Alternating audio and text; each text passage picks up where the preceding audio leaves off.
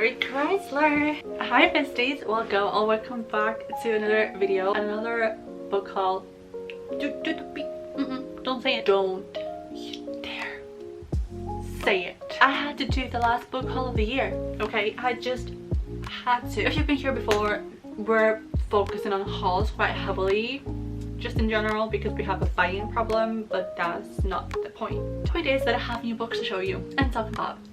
So grab a cup of coffee, a cup of tea, and join me. A lot of my friends would say intervention, but I like to say entertainment. Let's get into the book haul. I have a lot of books to go through. This is collective, it's not all like a day. This is what I love doing. Makeup and books, it's all I ever cared about. So let's start with an anticipated read. This is The Dagger and the Flame by Catherine Doyle. I've never read a Catherine Doyle book, but this was in the works for half price, if you're interested, by the way. Any idea what this is about? Although you can tell from the title this is gonna be an enemies to lovers. Like, look at the little dagger. This is just what sold me.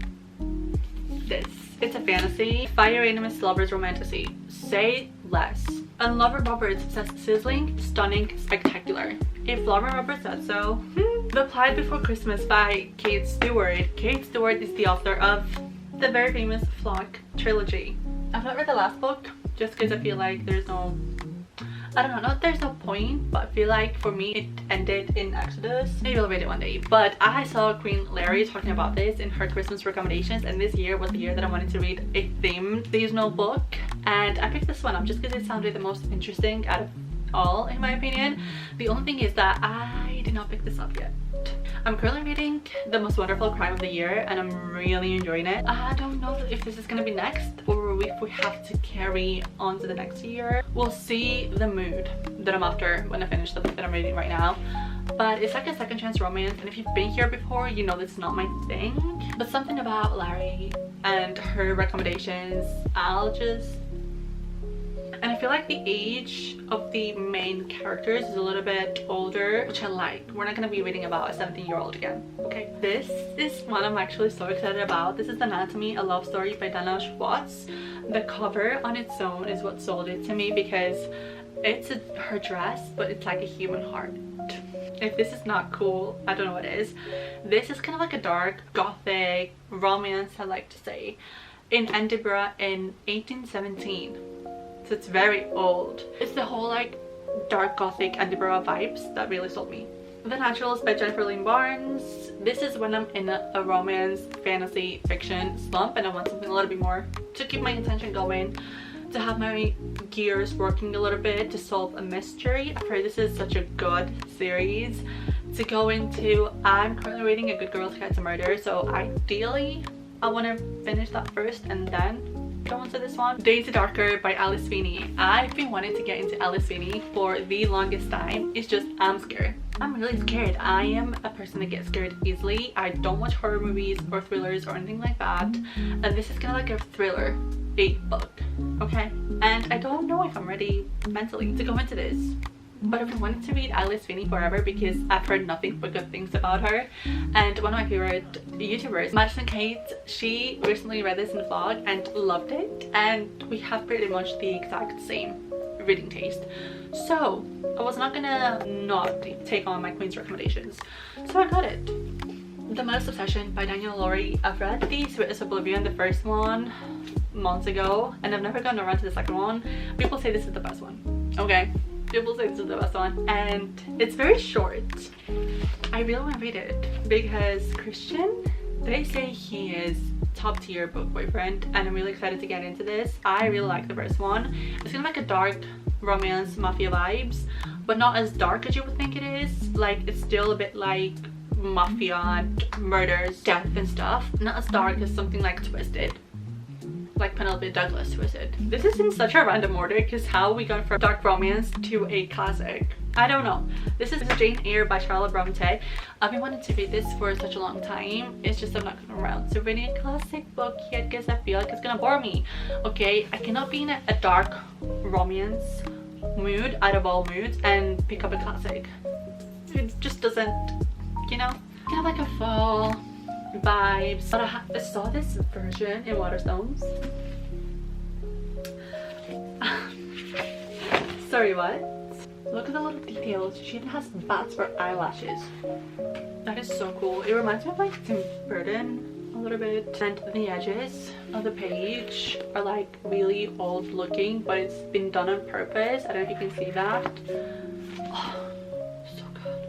I love it. Not sure when I'll get around to it, but I really want to. Promise Me Not by Megan Brady. This is the second book in the, I'm gonna say You Swear series, but I don't think it's called that.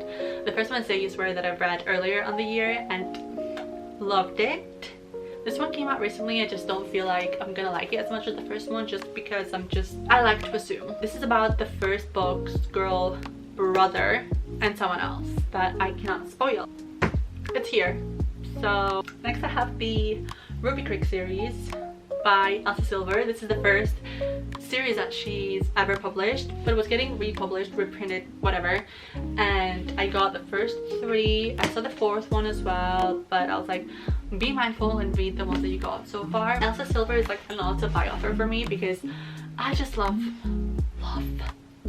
her writing and her small town romances. It feels like they just flow so well. We have Off to the Races, a photo finish, which I feel like this is the one I'm most excited about. Is it about the, yeah, this is about the Ethan sister, the sister from the Chestnut Spring series Brothers. Does that even make sense? Frontrunner. And speaking of Elsa Silver, I also got the Wild Rose Hill series. So we have Wild Love and Wild Eyes. I've heard nothing but good things about this one. This is the second one in the series. People may not so much like this, but I'm gonna read them anyways because it's Elsa Silver and I love her so much. Half Us All by Olivia Atwater. This is the cutest, like, smallest fantasy book I've ever seen in my life. It's kind of like a Bridgerton vibes, Regency England era, and I don't even know what's going on in here. I don't even know. I've just seen so many people giving it 5 stars, which isn't excuse enough for me to buy it. A Number in the Ashes by Sabaa Tahir. First of all, the cover, it's got a cat. This is part of a series, which is the last thing I need to be starting right now. Another series. I've seen so many people reading this series, and I saw it at Waterstones, and I didn't even know that it was in Waterstones for some reason, because I've never seen it. I've never seen the UK version of it, but it was there, so naturally. Belladonna by Adeline Grace. Listen, I never intended on reading Belladonna just because I never really knew what it was about. I thought it was just like a young adult whatever fantasy, but I found out that the love interest in this one is Death himself. What? Yeah. Guild by Raven Kennedy. This is kind of like a retelling of King Midas, that everything he touches turns into gold, and he has the main girl as his prisoner in a golden cage, and it's kind of like a dark fantasy romance, which I don't think I've read a dark fantasy romance. I don't know what to expect. The Ashes and the Star-Cursed King by Kirsten Broadbent. This is the second one in the Crowns of Nyaxia series, and the first one was so good. I've still not read the novella, but I wanted to buy the indie covers. That's the word, the indie covers, because they changed it and I don't like the new ones. I wanted to buy the old one. I do have the first one in a hardback version, and this is the paperback, but I don't mind it. I think I prefer paperback. It's just a little stiff. See, it's a little stiff, but that's fine. I really want to read it. I really like the first one and I want to see where it goes, and it's a duology. So special editions of Powerless and Reckless by Lauren Roberts. This recently came out. I think they're Waterstones exclusive. You get the fan art, which, by the way, Kai does not look like that in my head. This is nothing like Kai, but I'm willing to like not look at it. So you get the double dust jacket, so you do have the original cover from the other side, but I want to have the characters. You have the beautiful naked hardback with the silver foiling, insane, and also the purple map. Did I need this? Absolutely not, but it was one of my favorite reads of the year. So, and of course I had to get Reckless as well, because this in the water, I think I like this even more. This is stunning. This is everything. So yes, you best believe they're on display on my shelves. I love them so much. Spectacular by Stephanie Garber. This is the holiday novella from the Caraval series. I've only read the first book, but I don't care because that's all it took me to know that I'm gonna like this series. I am planning on reading the rest, but hello. Like, come on. It's very short, but it has art in it, and the world's biggest font, but I don't care. Excuse me. Ooh. Honorable mention, the Magnolia Parks special edition. This is the naked hardback, and it's all like foiled beautifully. My friend got this for my birthday, and this is one of the prettiest books that I own. It's like my prized possession, and it looks like that. This is too pretty. I'm actually gonna cry. So this is obviously on display on my shelves. The God of the Woods by Liz Moore. Guys, what is in here that's having people shook? Can someone tell me? Actually, don't tell me because I want to read it. But it's kind of like a thrillery missing person type of vibe, and I'm a little scared. And last but certainly not least, because these bitches are so expensive, I'm buying them as I'm reading them because they're so expensive. I've just finished the 4th one, but I've not ordered it yet. But this is 1, 2, 3. The Awakening, Ruthless Faith, and The Reckoning. And I've just finished Shadow Princess, and these are so heavy. I don't know if they're getting republished in like a traditional like little cover like these.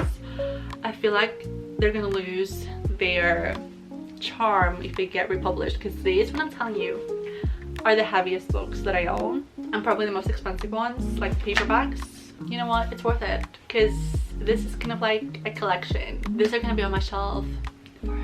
I think that was it. That was just a cute fun little book haul. I hope you all enjoyed it, and I will see you all in next year's book hauls, because you best believe we're gonna have loads of these.